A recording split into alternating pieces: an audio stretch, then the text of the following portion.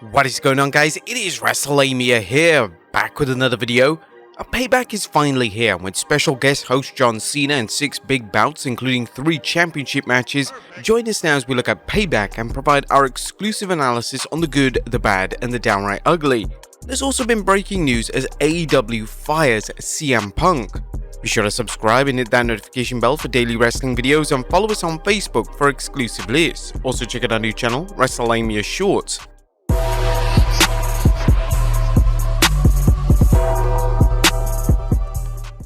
Now, the first match of the night was a steel cage match between Becky Lynch and Trish Stratus. It's a back and forth cage match that sees multiple failed escape attempts and pinfall attempts. Zoe Stark shows up to assist Trish, turning this into a 2-on-1 handicap match. However, Becky fights back, hitting a manhandle slam on Stark, then a manhandle slam to Trish from the top rope, covering her for the 1-2-3 as Becky Lynch wins the match. After the match, Zoe Stark tries to apologize for failing Trish, but Stratus slaps her and orders her out of the ring. But Stark has had enough and closes the cage door, hitting the Z360 slam on Stratus as she takes off her "Thank You Trish" shirt. John Cena then shows up and praises the opening match and says he's done just about everything in the WWE except host a show.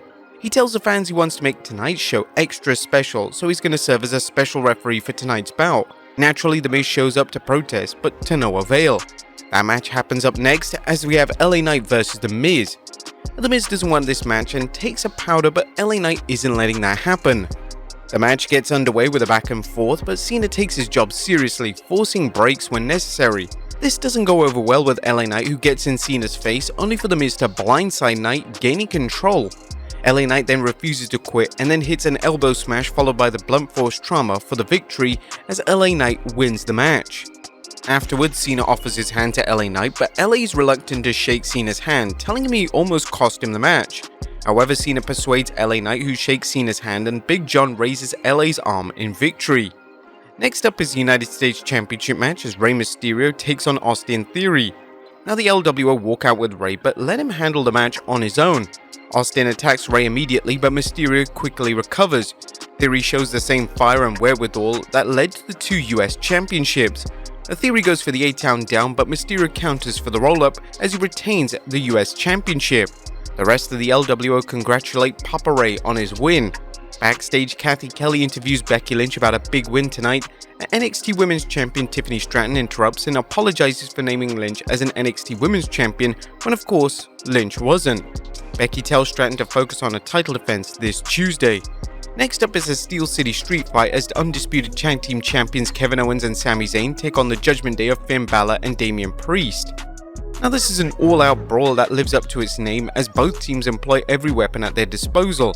However, Finn Balor and Damian Priest have additional weapons in the form of Dominic Mysterio and Rhea Ripley, as well as JD McDonough. This proves too much as Dom conks Sami with the Money in the Bank briefcase, allowing Balor to get the pin as Finn Balor and Damian Priest are your new undisputed tag team champions. It's then the Grayson Waller effect with Cody Rhodes as Waller insults the fans in Pittsburgh as well as Cody. Rhodes tells Waller rather than letting things play out as they usually do, and Waller ended up eating out Crossroads. He'll introduce a new member of Raw, main event Jey Uso. Cody tells Waller he has his political stroke to get Jey on Raw. Waller insults Jey and eats a super kick for his trouble. Next up is a women's championship match as Rhea Ripley takes on Raquel Rodriguez. Rodriguez dominates Ripley with her strength, but Ripley uses her heel tactics to gain control, pummeling Raquel. Rodriguez fights back despite re-injuring her knee, only for Dirty Dom to distract the challenger, allowing Rhea to hit the Riptide as Rhea Ripley retains the women's championship. And finally, it's time for the main event as World Heavyweight Champion Seth freaking Rollins takes on Shinsuke Nakamura. Nakamura lives up to his nickname, the King of Strong Style, as he pummels Rollins with strikes and goes for submission holds. One key mistake is all it takes as Rollins escapes a pin and curb stomps Nakamura, covering him to retain the World Heavyweight Championship as Payback closes out. Now, that was a quick recap of Payback. What about the good, the bad, and the downright ugly? As always, we start off with the good as number 1, a classic cage match. A Payback started off strong with Becky and Trish making tonight's steel cage match seem worth the wait, especially after both Superstar SummerSlam match was reportedly shelved. This was a hard-hitting match where neither woman held back, including taking some sick bumps from the top of the cage and at one point Trish hanging upside down outside the cage. This was a fantastic opener, as well as the right ending for the feud that suffered largely due to it being treated as an afterthought. Both superstars proved this feud should have been a feature attraction from start to finish. Number 2, Cena and Miz Magic. The Miz and John Cena's pre-match showdown was a pure classic, as The Miz played his self-entitled persona perfectly, complaining about Cena's performance as Payback host, particularly his decision to serve as special referee. Miz questioned why Cena is nearly 50 and still dresses like a Teletubby. Number 3, 2 terrific tributes. Now, some terrific tributes for Terry Funk and Bray Wyatt tonight, with Kevin Owens taking off his usual shirt to reveal a Terry Funk shirt, and Seth Rollins wearing ring gear that made a subtle nod to The Fiend's attire. Number 4, a wild tag team tussle. The Steel City Street Fight was a sensational showcase for Kevin Owens and Sami Zayn to show they can brawl with the best of them. Their fight against Finn Balor and Damian Priest took them all over the arena and saw plenty of plunder, including chairs, trash cans, kendo sticks, and much more.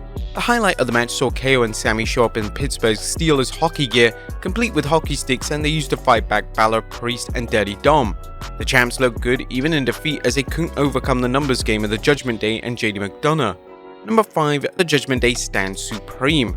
A Payback was a special night for the Judgment Day, as they did what few factions can accomplish, capturing titles for every member. Not only did Rhea Ripley retain a women's title, but Balor and Priest captured the Undisputed Tag Team Championship, taking the belts off a team that was unfortunately plagued by the injury bug. With Dominic holding the NXT North American Championship, how much longer before the group goes after the World Heavyweight Championship? Number 6, You've Still Got It. Trish Stratus may have retired many years ago, but you wouldn't have known based it on a cage match against Becky Lynch. Lynch was great as always, but Stratus took some risky moves while pulling them off with ease. Add in the fact that this was her first cage match, and we hope that she stays around a little longer. And John Cena always delivers. And while Cena's role as a host wasn't as prominent as fans may have liked, the WWE icon over-delivered whenever he showed up, particularly when he served as special referee during the Miz vs LA Knight match. Unlike most wrestlers who moonlight as referee, Cena looked like he was made for the job, keeping himself out of the way while also enforcing the rules. Is there anything John Cena can't do? Well, that was a good. What about the bad? Is number 1, A-Town Downhill. And what's happened to Austin Theory? He's been on the express route to main event, largely being drafted to SmackDown. Sadly, Theory has gone full circle. The WWE took Theory from being an afterthought following his failure at cashing in his Money in the Bank briefcase, rehabilitating him with an edgier attitude, then failing to sustain the push that made him one of Raw's most entertaining heels.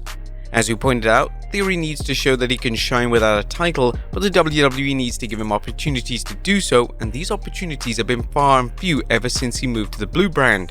Tonight, Theory reminded fans why he's good with any type of opponent, but does the WWE actually care about him, not judging by the way they've been pushing him. Now, it was nothing downright ugly, as Payback proved to be a pleasant surprise. On paper, it looked like a glorified episode of Raw or SmackDown, but every match was superb, with a cage match and Steel City Street Fight standing out as a 2 Match of the Year candidates. This PLE showed how WWE has many useful superstars it can use besides the Bloodline. What do you guys think of Payback? Let us know in the comments down below.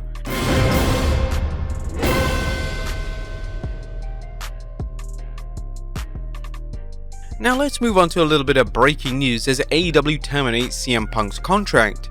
All Elite Wrestling has parted ways with CM Punk, releasing a statement on 2nd September that Punk's contract was terminated with cause. In addition, AEW President Tony Khan addressed the fans at Collision as Wrestling News Paul Davis summarized Khan's comments. Khan said that Punk endangered the people backstage, including the staff and production crew. Khan also stated that he never before until last Sunday has he felt that his own security, safety, and his life were in danger at a wrestling show. Dave Meltzer reported on X that non-wrestler witness claimed that Punk sucker punched Jack Perry. Meltzer elaborated on this eyewitness account on this week's Wrestling Observer writing, saying another version on this would be a neutral source who was not a wrestler, but they were there and witnessed it, and his version was that right after Perry came to the back, Punk went nose to nose with him aggressively and asked him if he had a problem. That person said Perry said he was just looking to get heat as a heel. Punk shoved him hard, Perry got in his face, and in that version, Punk sucker punched him and went for a choke. People immediately broke it up, and Khan was yelling at Punk to let him go. There were also reports that many cameras were present at Wembley Stadium, which may have aided in the investigation. As for Punk's status to work, Fightful Select is reporting, while it was noted that the termination was with cause, thus far we do not know if there is any non-compete attached, or a severance period. We'll continue following this story, which is unlikely to end with Punk's termination. And finally, WWE erased Sasha Banks. It looks like WWE's editing former superstar Sasha Banks from some of its videos on social media. The WWE tweeted a video of Bayley's 2019 heel turn where she aided Sasha Banks against babyface Becky Lynch. However, as Wrestling News pointed out, the clip was cropped, and if you don't know better, you would know that Sasha Banks was also part of the attack on Lynch. Is this a big surprise coming from WWE? Let us know in the comments down below. I'll see you next time with some more wrestling content.